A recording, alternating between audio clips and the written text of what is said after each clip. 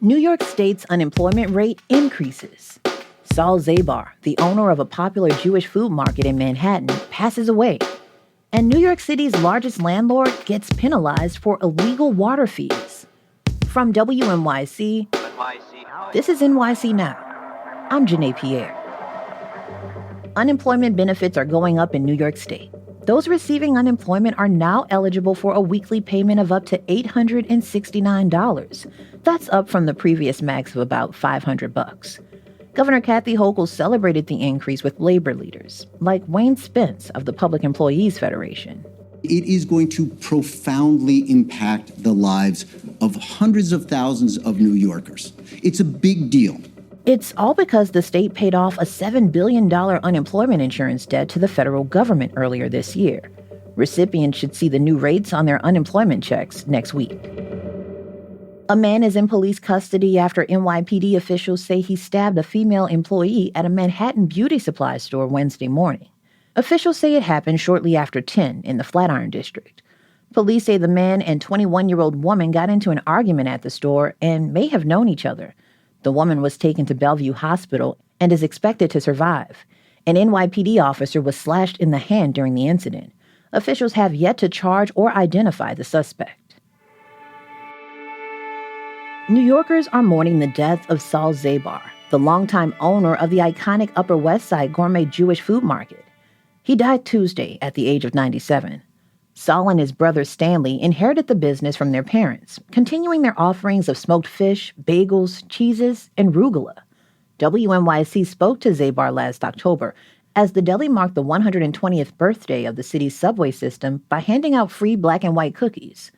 Zabar reminisced on the changes in the city since the business first opened back in 1934. In 96, we used to have trolley cars running on Broadway. I don't know if you remember.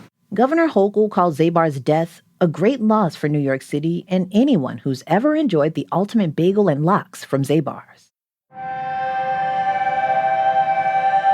One of New York City's largest landlords was hit with a big penalty for illegally charging tenants for water. WNYC first broke the story. More on that after the break.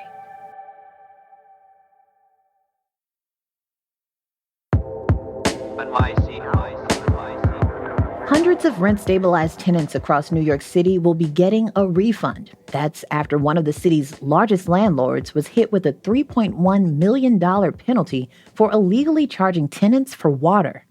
WNYC's housing reporter David Brand first uncovered the fees last year.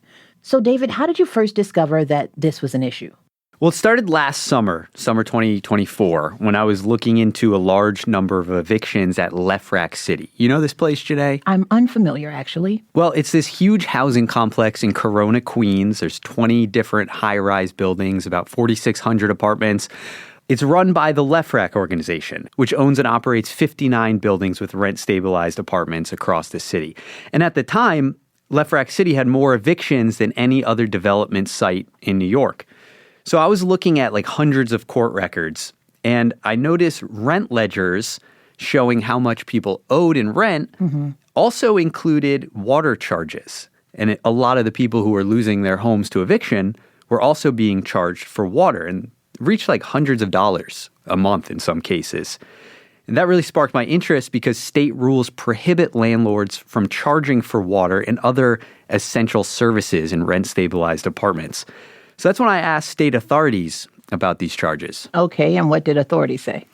Well, I specifically went to the state's Division of Homes and Community Renewal. It's the state agency that oversees the rent regulations. So they keep the historical rent records for people in rent-stabilized apartments. They handle overcharge complaints if you think your landlord is charging you too much per month in rent.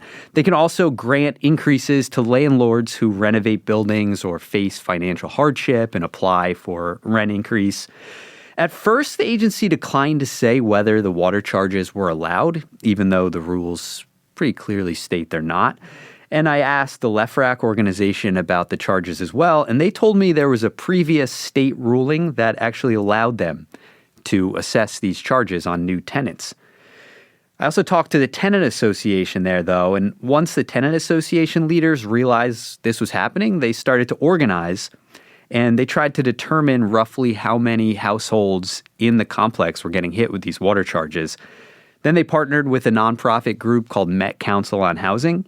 And eventually the state went to the LEFRAC organization and told them they had to stop doing this. That was October of last year.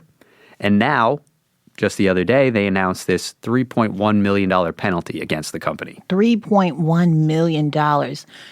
Where does that money go? It'll go towards reimbursing tenants who were charged these water fees over the past several years.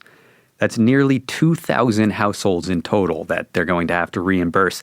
This is going to come in the form of a rent credit. So in the coming months, their rents will be reduced. They'll also get 9% interest on the money that they had previously paid. So the state clearly discovered this was happening at more than just LEFRAC City. I mentioned the company owns at least 59 buildings with rent-stabilized apartments across the city. This penalty is going to apply to tenants in all of them. Wow. Yeah. One of the largest landlords in New York. So what has the company had to say about this penalty? A company spokesperson declined to comment when I asked the other day. But tenants, as you might imagine, are pretty excited. I spoke with the president of the LEFRAC City Tenant Association. Her name's Julianne Williams. And she said once her association started investigating the charges and trying to talk to as many residents as possible, she started hearing from a lot of people who were facing these charges after moving in the past few years. I have names of tenants who have been busy calling the Tenants Association, wanting to know why are they paying water rate. So this is good news because what goes for one should go for all. Yeah, definitely. And who doesn't like a rent credit, right? That's right. I mean, this is going to be a big break for people who've been paying these charges. Yeah. But she's not the only one celebrating. So Governor Kathy Hochul also hailed the news. Hochul says the state is not going to allow landlords to drive up the cost of rent-regulated housing with illegal fees, like these water charges. But there are still some remaining questions that I have. And what about tenants who were evicted and who were charged these and who were previously paying but don't live there anymore? Mm-hmm. And what about people in buildings that LEFRAC owned and then sold in recent years who either were paying those fees and maybe still are? So we're going to figure those out. Yeah, so those questions haven't been answered yet? Not yet, but we're going to. Okay, so here's what I want to know. If I'm a tenant in a rent-stabilized apartment and the landlord is charging me for water right now, or even if the landlord tries to charge me for water in the future, what should I do, David? So you could talk to your landlord or the management company and point out like, hey, state rules prohibit these kind of charges for water or other essential services. And essential services here also include heat and repairs. So tenants in rent-stabilized apartments shouldn't be getting charged for those things.